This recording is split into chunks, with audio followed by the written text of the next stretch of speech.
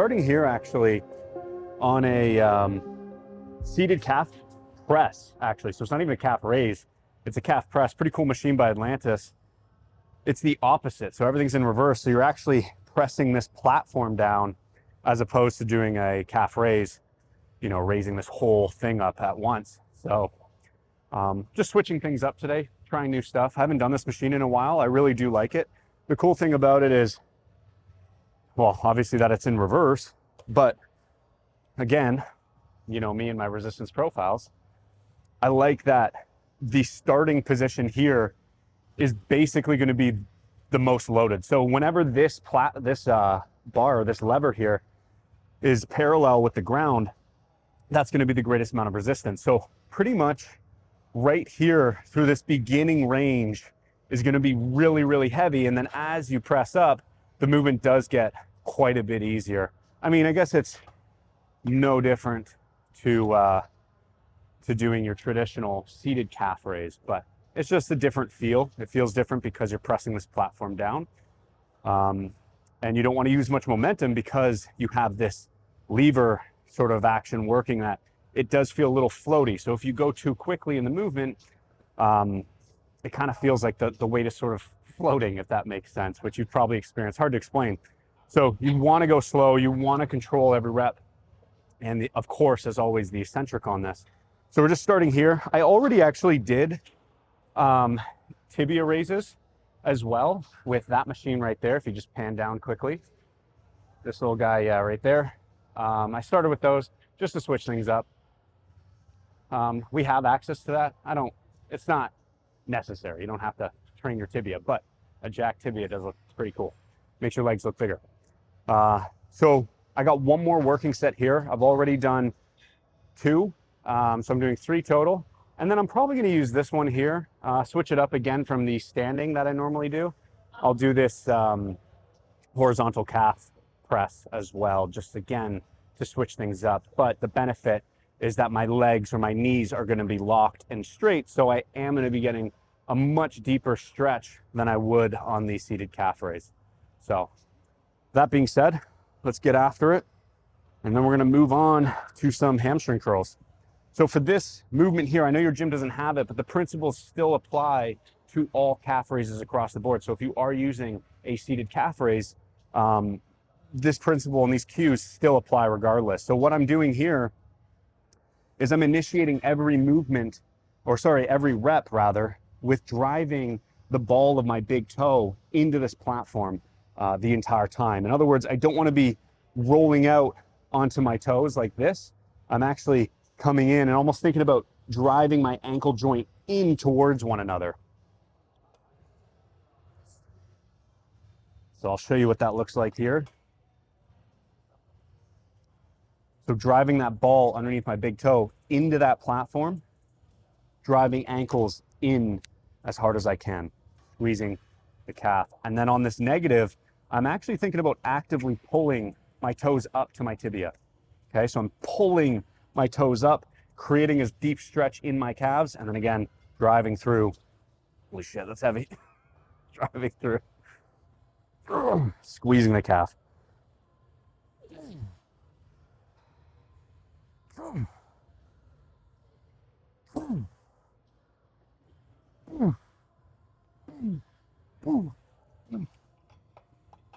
Holy fuck. Burns like hell. Burns like all hell. All right. Okay, that's it for there. I did do a bit of partial reps there. A little bit of bounce to them, but the whole point is I'm trying to create as much tension in that lengthened position. Still controlling that weight. I'm gonna do one warm-up stay here, again, just to make sure, as always, that this machine is set up, the seat is set up, and that my setup is good.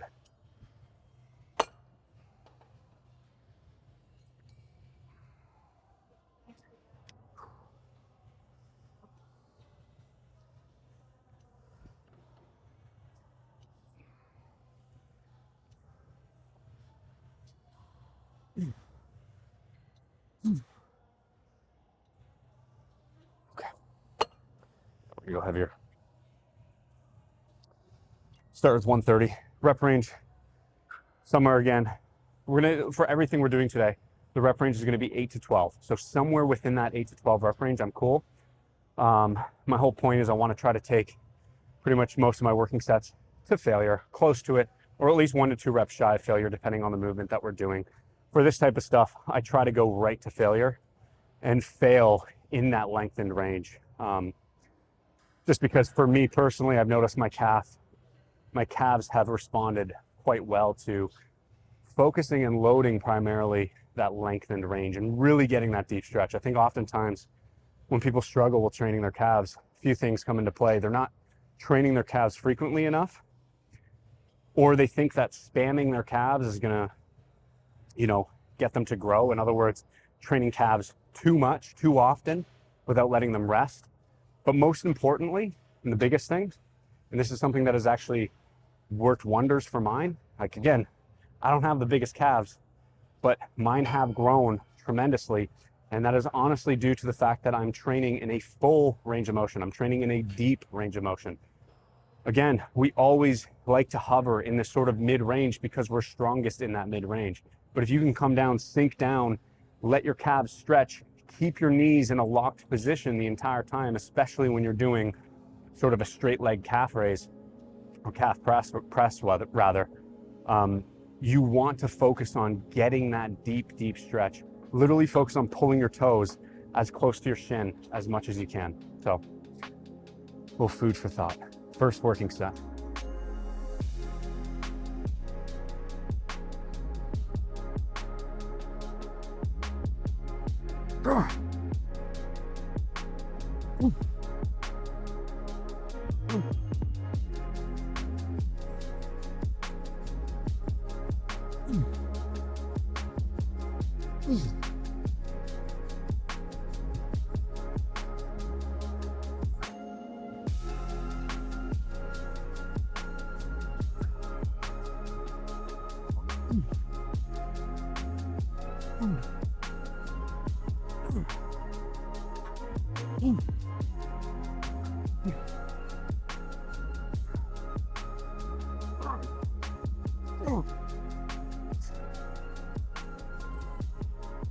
So we definitely went pretty light on that one, which I didn't expect. I actually thought that was going to be kind of heavy, 130 pounds in this position. For some reason, I don't know, I thought it was going to be heavier. So that was a little too light on that working set. So I did push past the 12 reps and I just tried to go at that point, just trying to take it as close to failure as possible. So we're going to go heavier because I do want to fail at a lower rep range. Reason being is I want to get stronger in my calves.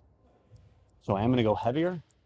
But two, the limiting factor, especially for calves, becomes the burning sensation that you feel. And that doesn't necessarily equate to more muscle growth, the more burn you feel. That's going to happen regardless. But the higher reps you go for, so if I'm going for 20 plus reps, 15 to 20, 20 plus, the burn gets excruciating. So I might fail as a result of the burn because it's just painful, as opposed to the muscle actually failing. I hope that makes sense because those two things are vastly different and one doesn't necessarily correlate hypertrophy. So on this second set, give myself, 30 more seconds. Hopefully 170. You know what? We'll go up. Let's go to 210. Quite the jump from 130. Now for my form, same exact principles apply like I taught you on the seated. I'm keeping my knees locked though, because I'm in a straight leg position. I'm keeping my knees locked. You can hyperextend them. In fact, I like to do that sometimes, especially towards the end of the set, just to really exaggerate that stretch. But sometimes I don't like doing that if I'm going too heavy. Oh, I shouldn't say too heavy, that's the wrong term. If I'm going heavy, or my goal is to go heavier up in weight, because then I find a lot of pressure in the back of my leg. And I find I'm focusing too much on under here, under my knee, than I am my actual calf. But that being said, you will feel a greater stretch the more your locked out knees are.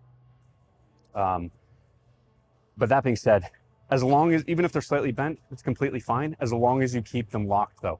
You do not want to be doing this sort of pressing movement with your quads, because at the end of the day, you're training your quads and not your calves. The whole goal for this movement is to target the calves, keeping the knees locked, keeping the knees pointed up towards the ceiling. I don't care where my feet are. I don't care if they're turned out. I don't care if they're turned in. That's going to be complete preference to you. Just do whatever you feel it targets the muscle in a comfortable manner and gives you a lot of stimuli. Next, keeping my hips driving to the back of the seat, pulling myself into that seat to keep myself stable, and then I'm driving through the movement, again, pressing through the ball underneath my big toe. I'm not rolling out onto my toes like that. Controlling that eccentric, pulling my toes into my shin, creating that stretch, and then driving through.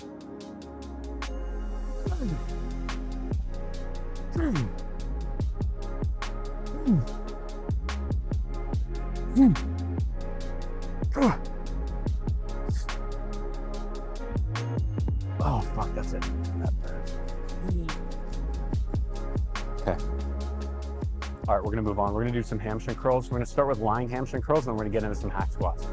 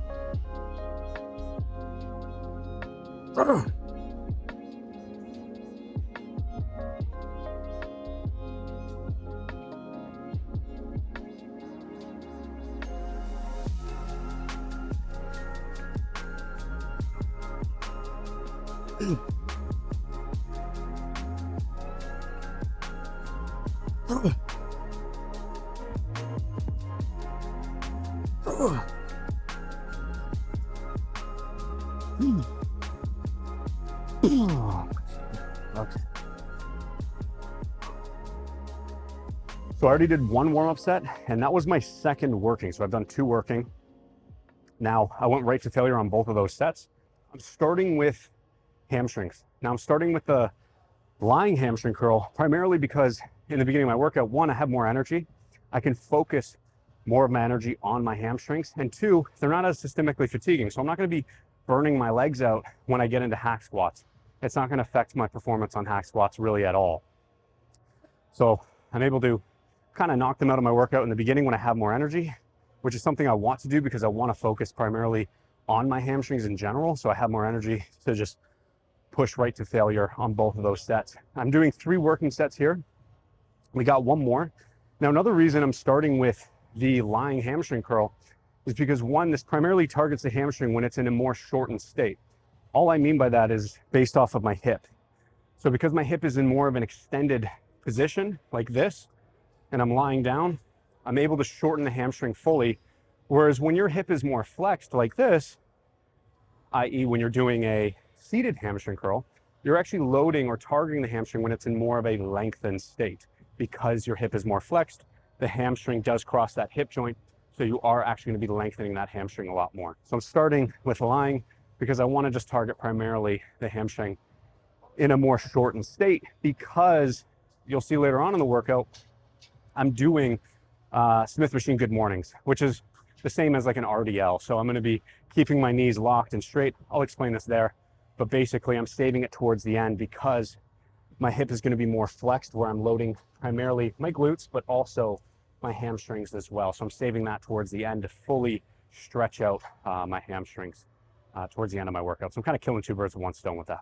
Now, we got 1 more set. We are going to go heavier on this last set. I basically pyramided up for each of these working sets. So I started with 80, then went to 90, and now to 100. I'm basically just trying to fail somewhere again between that 8 and 12 rep range. I don't really care how many I get. I'm just keeping a mental track of that, or actually writing it down rather. But basically I want to fail somewhere between that 8 and 12 rep range. I'm probably going to fail because it's the 3rd set. My hamstrings are starting to feel it. I'm probably going to fail around that 6 or 7 rep mark. But if I can push to 8 or even 10, that's awesome.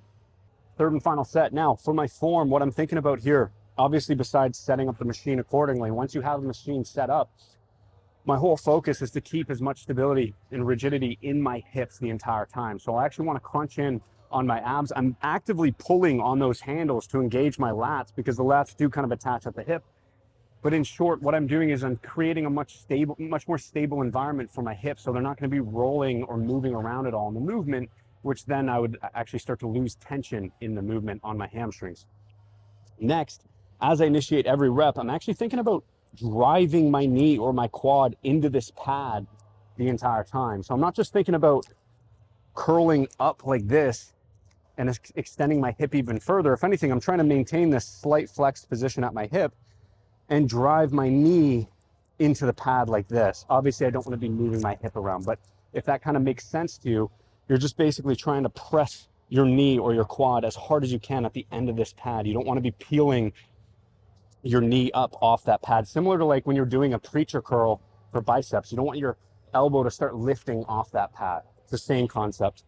And then lastly, we're just controlling every single rep, every single eccentric. So if you notice on the negative, I'm actively trying to slow that down. A few reasons. One, because of the machine, it does get a little floaty, like I say, in that end range. So if I go too quick, the pad actually starts to leave my feet and it creates too much momentum. So I'm actually actively trying to just slow the reps down on purpose, but also to get the most out of that eccentric or that negative.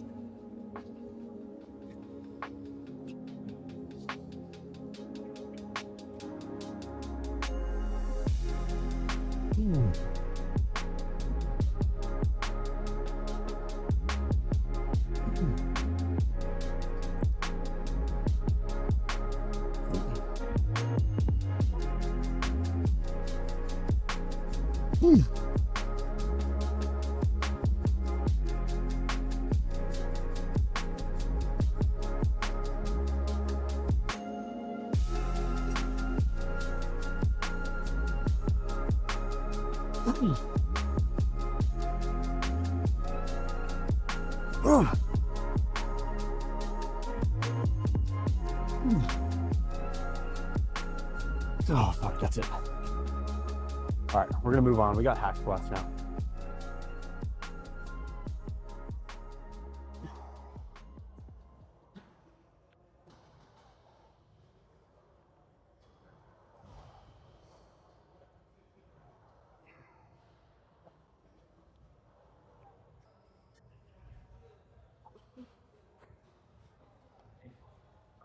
So of course, that first set is a warm-up. We're just gonna do one warm-up set, I think, and we're gonna get right into it. No, that's ridiculous, because I wanna start my working set at 4 or 5 plates. So we got 3 working sets here. I actually am gonna do one more warm-up, probably at 3 plates, and then the working is gonna be the 4.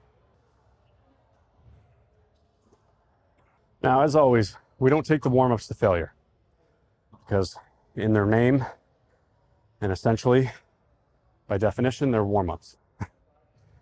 So I'm stopping shy, obviously, and I'm only gonna do about like 5 or 6 reps just to kind of get my whole body systemically warmed up for this actual specific movement.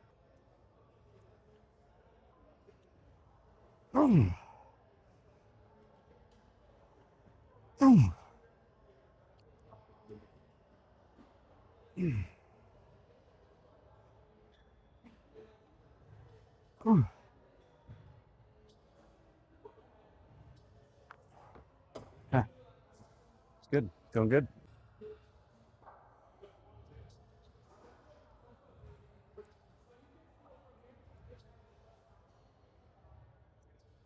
One of you asked if I have OCD and I have to line up the plates and what would happen if I didn't line up the plates. I don't know what would happen. If I didn't line up the plates, I don't know. Nothing would happen. I don't actually care. I just like to do it for some reason. It's just a habit. Am I actually that OCD where I have to have them lined? No, I can have them not lined. I don't know why I like doing it. Maybe it is OCD. It could be. But the point is, nothing catastrophic is going to happen if they're not lined up. I'm not superstitious or anything. This is going to be the first working set here. Again, 8 to 12 for every single set as we increase. controlled reps, trying not to bounce out of the bottom. Come on.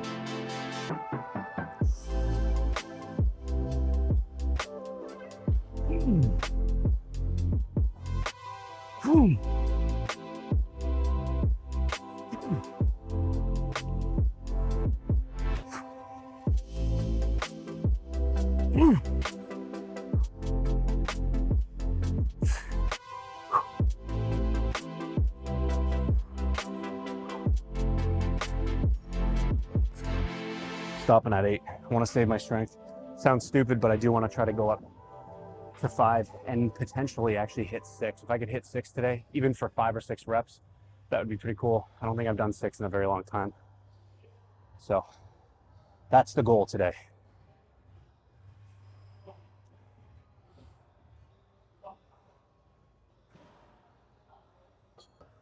But now I'm going to line them up.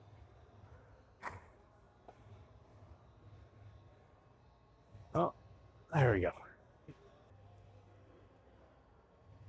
Okay, before I forget, because I do want to give a quick shout out to a friend of mine named Giovanni. He actually sent me his shirt, his company, Unyielded. And it's a really cool company. It has a great meaning behind it. On the actual back of the shirt, it's got a cool graphic, and it says Nil Desperandum, which basically just means never lose hope, or never despair. He is extremely motivational and inspirational for me. He got diagnosed, I think, with stage 3 or stage 4, I can't remember, melanoma. I mean, he is a badass dude. He's extremely tough. He works his ass off very hard on social media. So I encourage you guys to give him a follow, or at least check his page out. But I mean, like, he's extremely tough, and he motivates me because he's kicking ass in the gym, even on chemo, which is, I mean, I can't relate to that at all, but I mean, that's pretty tough. So thank you so much, Giovanni. I appreciate you. I love this shirt. It's one of my favorite shirts. And, you know, keep working hard and do not lose hope. Second set. Let's go. Come on.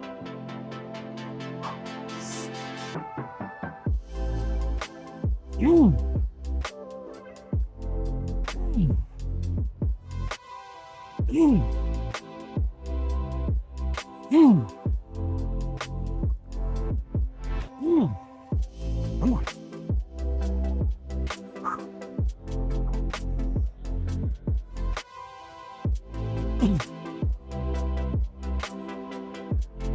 Oh, come on.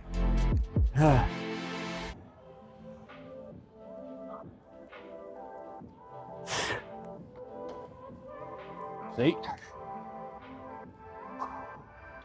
It's good. We're gonna go heavier. We'll try 6. I'm nervous as shit for that. But I just want to try it. I want to break past the plateau. Even if I get 3 quality reps, I'm cool. And some of you watching might be like, why bother? Like, you know, why bother push yourself if you're not going to hit that 8 to 12, why do it? Well, a few reasons. Psychologically speaking is a big one. By pushing to heavier weight, even if you get less reps, it does boost your confidence, or at least gives you sort of a ceiling to sort of measure to, or a checkpoint to try to hit. So you know sort of what you're capable of strength-wise. And if you get a couple reps, that's still pretty damn good, especially if it's a weight that you haven't done ever, or haven't done in a very long time. So there is merit to it. It's not like my goal every single time always is it's got to be perfect. This set has to be, you know, just as good as the last, and I have to hit exactly X amount of reps. No. Sometimes to help out psychologically, to break things up, change up the workout, break up the monotony, give you a bit more motivation or confidence, you know, going heavier, you should try weight that you've not done, fail at it, so you at least know, pull back from it, and then work yourself up to it. Or if you get a few reps, 3 or 4 good reps at that weight, maybe keep at it until you hit, you know, 6 or 8 reps at that weight over time. It is extremely beneficial. So, you know, you're going to be nervous. You're going to feel like shit. You will probably fail in that particular set, but you may not. And either way, you know, you're growing regardless. So That's the whole point. Okay, we've got our third and final set here. I have not done 6 plates either ever or in a very long time. So for the record, FYI, I am actually nervous, believe it or not. It may not seem like that, but I do get nervous before lifts that I haven't done or weight that I haven't done. And it makes it even harder when I'm filming this set for you guys to post. So I don't want to look like a jackass or an idiot or injure myself, which I know I'm not going to, knock on wood. But again, I get nervous too. So we'll see what I get. If I can get, you know, a couple reps, 3 reps, 4 reps, hell, if I get a rep, it just lets us know where I'm at strength wise, and where my ceiling is at for me to work towards. So the focus for this set, I am still going to try to maintain as much control as possible, but because this is heavy ass weight that I might not be used to, you know, don't burn me in the comments or, you know, saying that I didn't slow down or I went too fast down. Look, I'm gonna try my hardest to control this, but again, we're just gonna try to do this to see where we're at strength wise, see what I can push.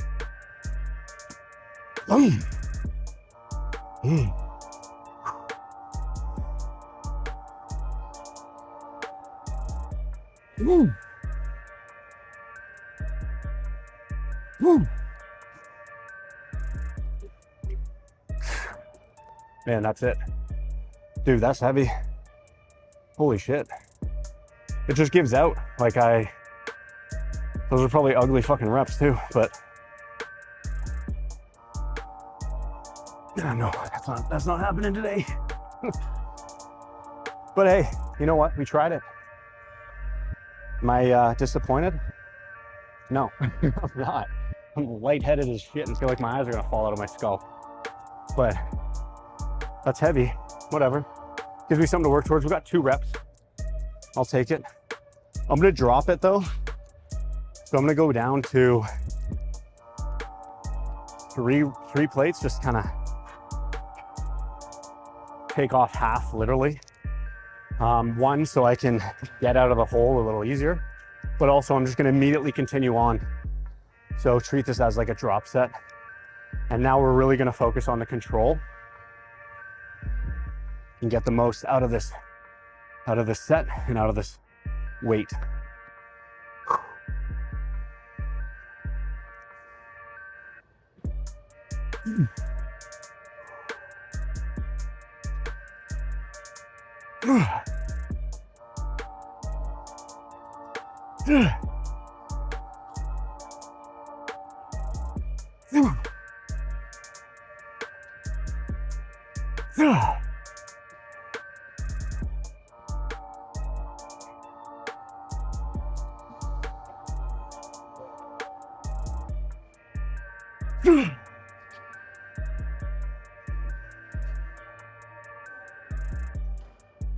Come on.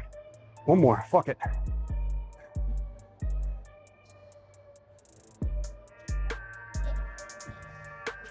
Oh. Okay.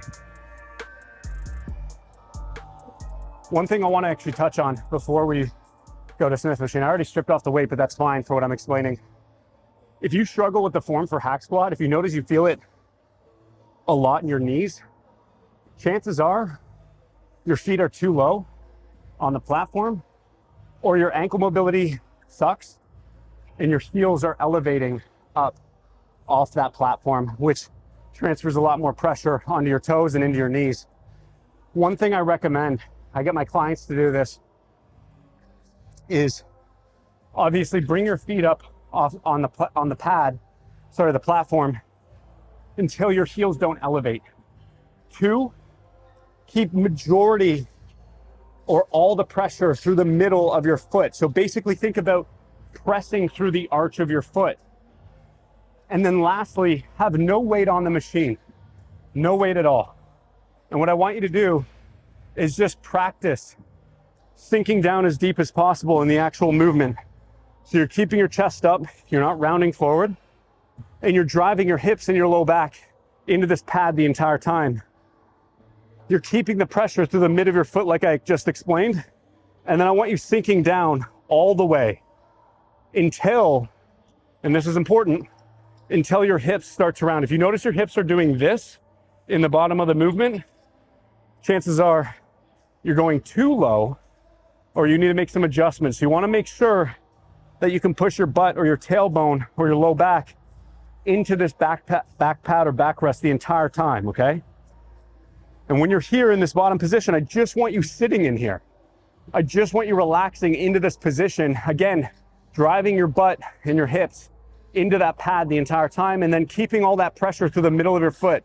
And you're just gonna kind of move up and down just to kind of create this sort of mobility and stretch to get your body into this actual position without having to feel it always on your knees, because when you feel it on your knees, you're rolling out under your toes and your hip is coming off that pad and you're doing this, okay? So you wanna get comfortable with being in that bottom position and being strong in that bottom position. And unfortunately, the only way to do that is to create more time in that bottom position. So take off the weight and just sink down and sit there for a bit until you get used to the actual feeling of it, and then start increasing the weight and still sit in the bottom for each of your reps, all right? So we're moving on.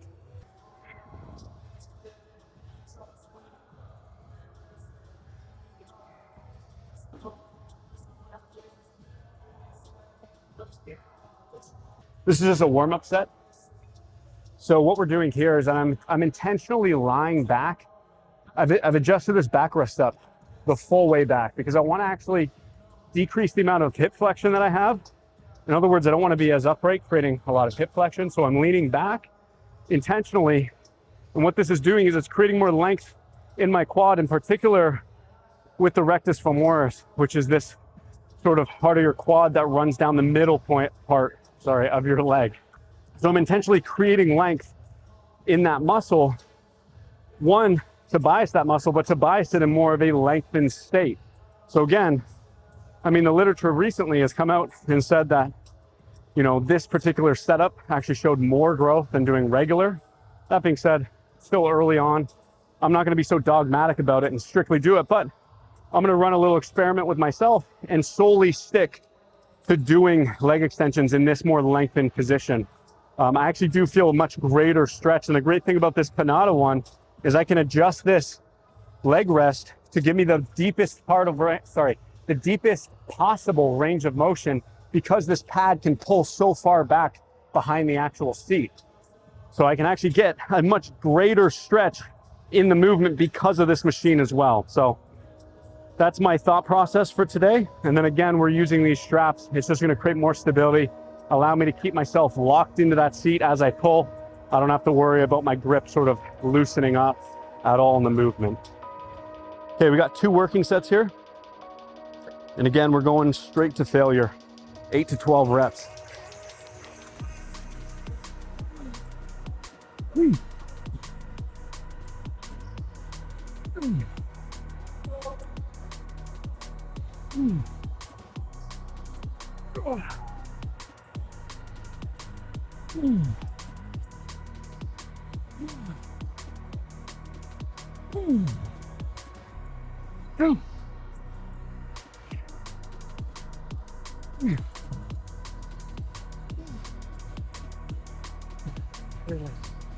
Oh, fuck.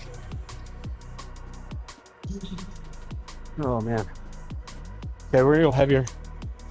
1.5 minutes, 2 minutes of rest. And then we're gonna go right again, right to failure. For the form, you wanna keep your knees pointed straight the entire time, either straight to the wall in front of you or straight up to the ceiling as you extend. You don't wanna have your knees, or your legs rather, moving in and out like this. Obviously, if you have thicker thighs, that's gonna be dependent on you. You might have to have a wider stance, and therefore your knees might have to sort of splay outward like that, where your knees are kind of pointed off. But try to keep them, your knees rather, a little more internally rotated, just so that you're aligning the knee joint with the actual path of the movement. Because it's a hinge joint, it only moves in one direction. So you want to make sure that your knee joint is moving in the direction of the actual machine. That way you're not causing any sort of shear force on the actual knee joint, which in time may or may not lead to discomfort or potential injury because of the unwanted stress. So just to keep that in mind. Now, we're pulling against these handles to keep our hips down the entire time in the movement. I don't want to be bouncing up and down, using a lot of momentum. And then I'm going in the full range of motion. So I'm pulling my knees, or sorry, my heels back towards me, creating a deep stretch in my quads, and then driving my hamstring or that bottom part of my leg into the pad underneath to initiate every rep. So I'm kicking out and up. All right. Maintaining this lean back position in 3, 2, 1. Drive. Oh.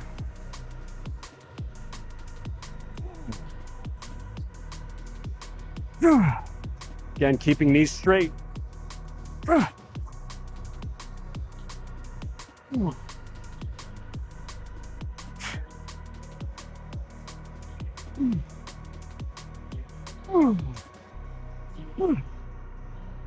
Oh, fuck, that's it. That's it. That's all I can do. All right. We're gonna move on. We're gonna do some Smith machine good mornings. Hopefully it's open. And then that's gonna be it for the workout. We were gonna do Smith machine good mornings, but both Smith machines are taken today. A little busy today, so we're just gonna finish off with some dumbbell RDLs just because there's literally no one in this dumbbell section, so we got room to film, and I don't wanna be that asshole. So fine, things happen, gyms get busy, so you gotta kinda, you know, switch things up on the spot sometimes. So we're just gonna get right into it. I'm not even gonna bother with a warm-up set. We got 3 working sets. Reason I'm not really warming up is because this is the end of the workout, and I'm pretty damn warmed up. I'm still gonna pyramid up in weight, however. So I'm not going right into the heavy stuff, but I'm still gonna go to failure on most of these sets. We'll start with 90s.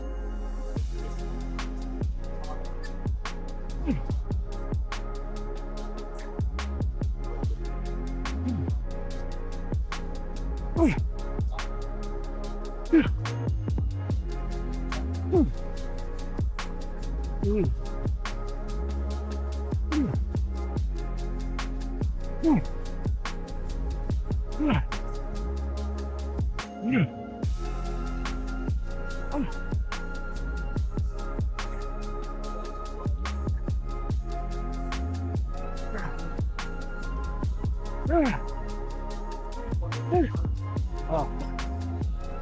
Okay. Now, this movement's pretty similar to a good morning.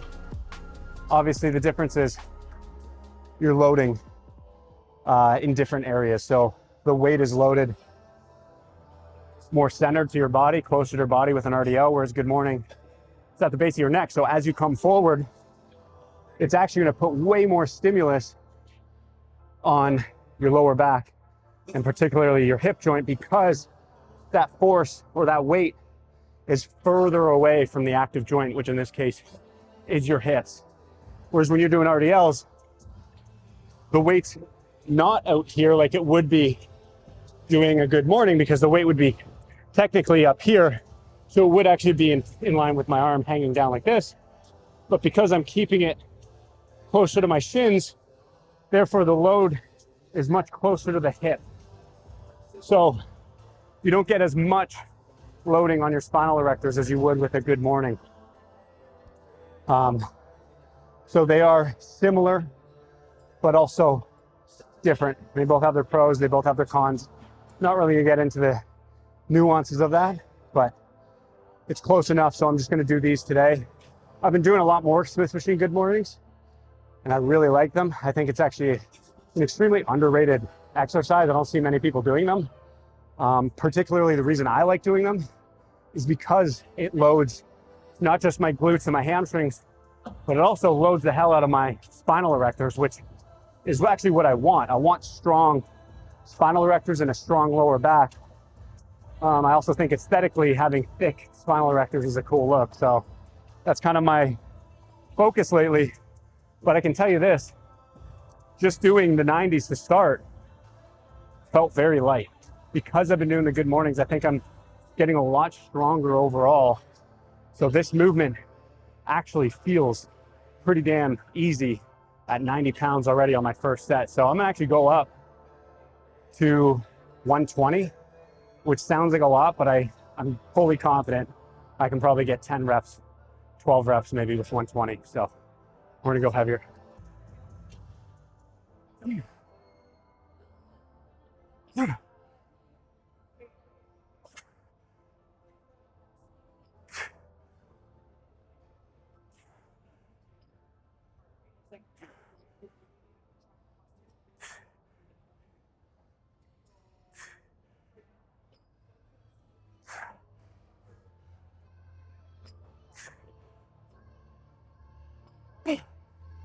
Okay, it was 11. That was good. I think we're gonna stay there. Oh, yeah, we're staying there. I lied to you guys. I'm gonna go heavier on this last set. We're gonna go to 130s, and then I'm gonna explain the form.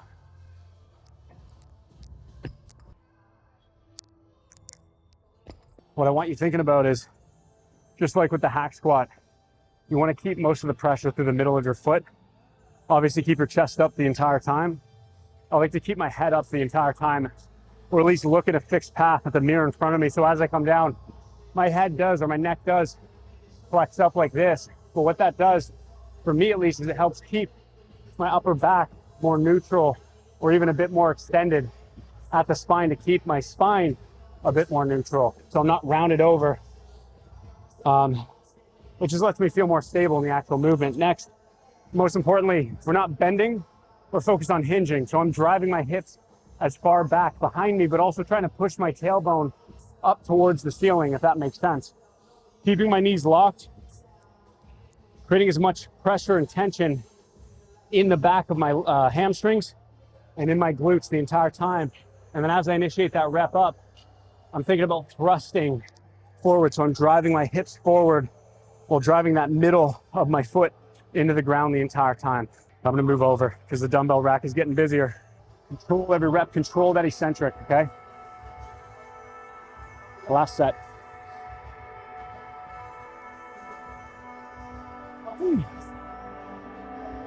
Keeping my knees locked the entire time. Oh.